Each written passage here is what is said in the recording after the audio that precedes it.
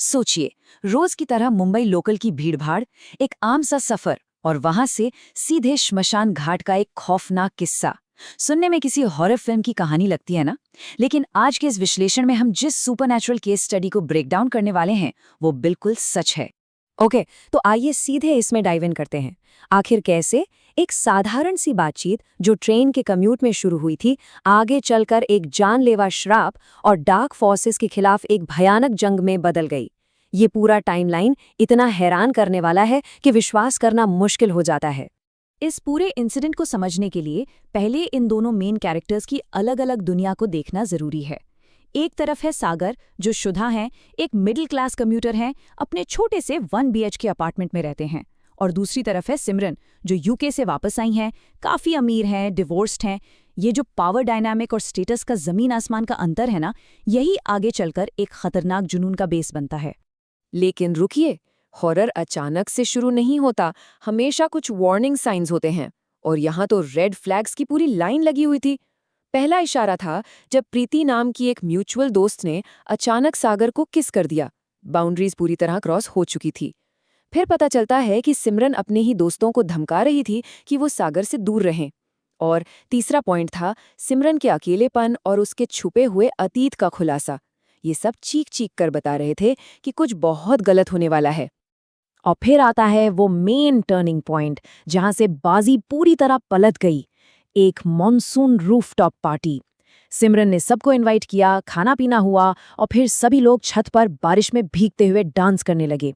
सागर उस बारिश में पूरी तरह भीग गया और घर आते ही रहस्यमयी तरीके से बीमार पड़ गया। देखने में लग रहा था कि ये नॉर्मल सा वायरल बुखार है, लेकिन एक्चुअली में ये उस सुपरनैचुरल इन्फेक्शन का एग्जैक्टली फिजिकल स्टार्टिंग पॉइंट था। तो यहाँ सबसे क्रूशल पॉइंट ये है कि सागर की हालत अब किसी आम बीमारी की तरह नहीं बिगड़ रही थी। नॉर्मल ओवर द काउंटर दवाइयों ने कंप्लीटली असर करना बंद कर दिया। फिर शुरू हुआ असल डर। सागर को अपने ही घर की दीवारों पर अजीब अजीब परछाइयां दिखने लगी। वो रात रात भर जाकर छत को घूरता रहता और अचानक से किसी ऐसी फॉरेन लैंग्वेज में बड़बड़ाने लगता जो उसने कभी सीखी ही नहीं थी। पूरा क्लियर था कि अब सिचुएशन बिल्कुल नॉर्मल नहीं रही। इस पॉइंट पर फैमिली पूरी तरह डर चुकी थी। द फर्स्ट एक्सोर्सिज्म, दाई वाली विलेज। आइए देखते हैं उनका पहला डिफेंस कैसा रहा। अब इस रिचुअल के बारे में जो सबसे इंटरेस्टिंग बात है ना, वो इसके बेहद स्ट्रिक्ट और डरावने नियम हैं, जिन्होंने टेंशन को और बढ़ा दिया। झाड़ फूक करने वाली ताई ने एक स्पेशल बंडल तैयार करवाया, जिसमें शराब, एक मुर्गी और परफ्यूम रखा गया। इसे एक बरगद के पेड़ के नीचे रखना था। लेकिन सबसे बड़ी शर्त ये थी कि चाहे कुछ भी हो जाए, वहां से लौटते वक्त पीछे मुड़कर बिल्कुल नहीं देखना है।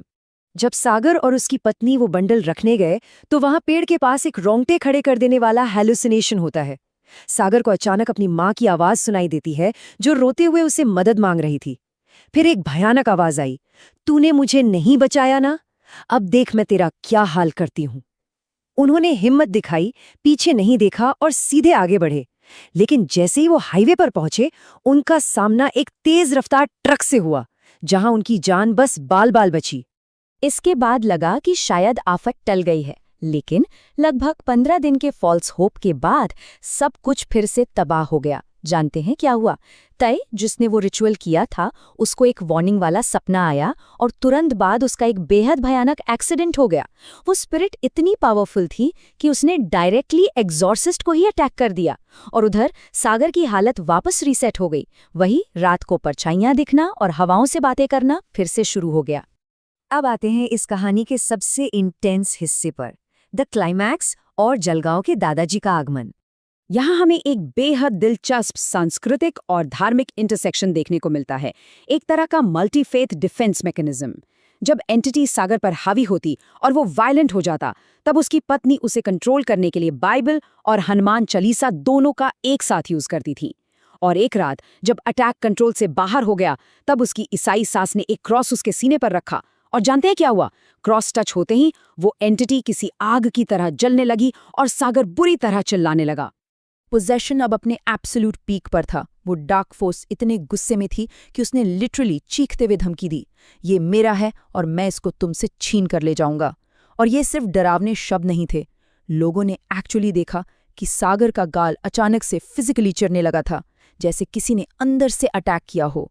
आखिरकार बजरंगबली के भक्त दादाजी घर आते हैं और उनका झाड़ फूंक का प्रोसेस एकदम स्टेप बाय स्टेप और क्लिनिकल था। सबसे पहले उन्होंने घर तक आने वाली सभी गलियों और रास्तों को मंत्रों से ब्लॉक कर दिया। फिर उन्होंने खुद अपने हाथों से एक पवित्र जल पढ़कर सागर को पिलाया। लास्ट में एक स्पेशल रंगोली बनाई और वहां रखे एक नींबू में बिना किसी आग के अचानक खुद ब खुद आग लग गई और उसमें से बुरी तरह जलने की बदबू आने लगी। और उस आग के बुझते ही वो सच्चाई सामने आई जिसने सबके पैरों तले जमीन खिसका दी। The cremation ground reveal. दादाजी ने इस पूरी कॉन्स्पिरेसी का पर्दाफाश किया। पता चला कि ये सब उसकी ट्रेन फ्रेंड सिमरन का किया धरा था। जब सागर ने उसके करीब आने के ऑफर्स रिजेक्ट कर दिए तो उसने रिवेंज लिया। पहले उसने उस मॉनसून पार्टी वाले खाने में जादू टोना मिलाया, फिर उसने अपने पैसों का दबदबा यूज करके एक बंगाली तांत्रिक हायर किया और उस तांत्रिक ने शमशान घाट में बैठकर एक जानलेवा जिन को सीधा सागर पर छोड़ दिया था। और ये ब्रिलियंटली इलिस्ट्रेट करता है कि जिंदगी और मौत के बीच मार्जिन ऑफ एरर कितना जीरो था। तांत्रिक ने सागर की मौत का दिन 9 अगस्त फिक्स किया था। दादाजी वैसे तो 9 अगस्त को ही आने वाले थे, लेकिन उन्हें स्पिरिचुअल विजन से इस अटैक का पहले ही पता चल गया और वो एक दिन पहले यानी 8 अगस्त को ही पहुंच गए। सिर्फ उस एक दिन के टाइम गैप ने लिटरली सागर की जान बचा ली। जब सागर को सच्चाई पता चली तो उसने दादाजी से रिक्वेस्ट की कि जिसने उस पर ये श्राप भेजा है ये उसी पर वापस पलट दिया जाए। दादाजी ने उस जलते हुए नींबी पर फाइनल मंत्रों का जाप किया और उस जिन की डायरेक्शन रिवर्स कर दी, ठीक सिमरन की तरफ। वहां मौजूद सब लोगों ने अपनी आंखों से देखा कि उस जलते हुए नींबू से एक घना काला धुआं उठा और तेजी से घर के बाहर निकल गया। श्राप आखिरकार अपने बनाने वाले के पास लौट गया था। हालांकि डिमोनिक अटैक खत्म हो गया था, लेकिन इसने सागर की बॉडी पर एक बेहद भयानक फिजिकल तोल छोड़ा था। आप यकीन नहीं करेंगे, सिर्फ एक हफ्ते बाद सागर को स्टेज 4 लंग कैंसर डायग्नोस हुआ। ये कंप्लीटली उस नेगेटिव एनर्जी का ही फिजिकल रिएक्शन था। लेकिन कड़ी तपस्या, प्रॉपर ट्रीटमेंट और अपने परिवार के सपोर्ट से वो उस लाइफ थ्रेटनिंग कैंसर को भी हराकर ठीक हो गए। तो इस पूरे इंसिडेंट को देखने के बाद एक बड़ा और थोड़ा डरावना सवाल दिमाग में आता है। अगर ट्रेन की एक कैजुअल चैट किसी श्मशान घाट के डेडली कर्स तक पहुंच सकती है, तो हम सच में उन स्ट्रेंजर्स को कितना जानते हैं जिन्हें हम कैजुअली अपनी डेली जिंदगी में आने देते हैं। अगली बार सफ़र करते वक्त किसी अनजान इंसान से दोस्ती करने से पहले ये केस स्टडी आपको ज़रूर याद आएगी। आज के इस विश्लेषण में बस इतना ही।